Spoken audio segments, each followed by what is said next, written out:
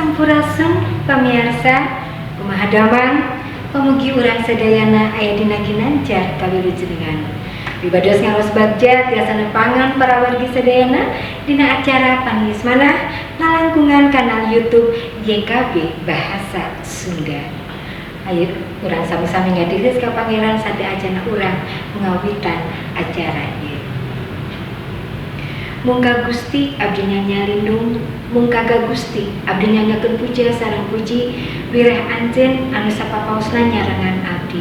Dina dangeun ieu neun pangeran abdi seja diajar deui kahirupan anu sapagodo sareng pamarsa anjeun, anu sapagodo sareng dawuhan anjeun. Kukituna auban abdi sadayana. Atur nuhun pangeran panadaya disuhunkeun di leulepan jenengan Gusti Yesus Kristus. Amin.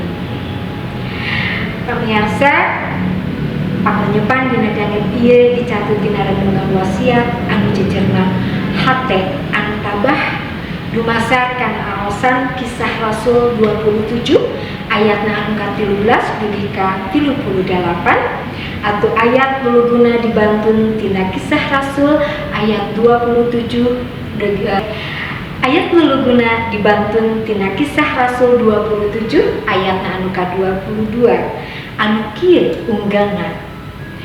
Tapi najan keayaan siga kieu pamenta kuring aranjeun ulah pegat pangharpan moal aya anu tiwas ngan ari kapal mah moal katulungan. Pamirsa, kantos ngalaman keayaan atanapi masalah anu abot namun teu acan mendak jalan kaluarna. Padahal urang tos ngalakukeun segala cara sareng usaha namun nah teu beres-beres. Upami walaranana muhun berarti para wargi sadayana teh teu nyalira ngarandapanan. Tiap manusia pasti ngalaman hal eta anu ngabentenkeunana cara mayunan atanapi nyikapan masalah eta. Paulus sareng sababaraha urang pasakitan atanapi tahanan kantos ngalaman kapal ti kalebu pas kapal teu kuateun nyang harupan angin ribut. Aranjeunna ngantepkeun kapal digaluang galeongkeun nurutkeun ombak. Taya pilihan sanes deui aranjeunna kedah ngirangan beban kapal. Dina kaayaan anu bingung, anu tagibur, anu teu puguh, Paulus ngayakinkeun nu aya di kapal yen moal aya nu maot karena badai eta.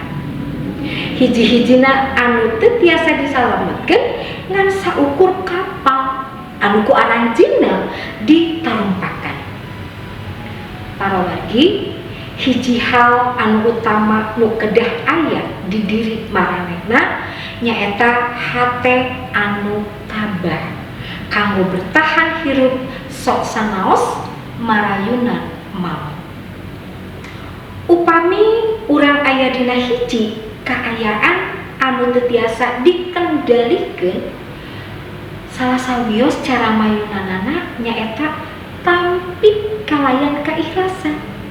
Jalanan we ulah ngalawan arus kanggo enggal-enggal bereskeunana.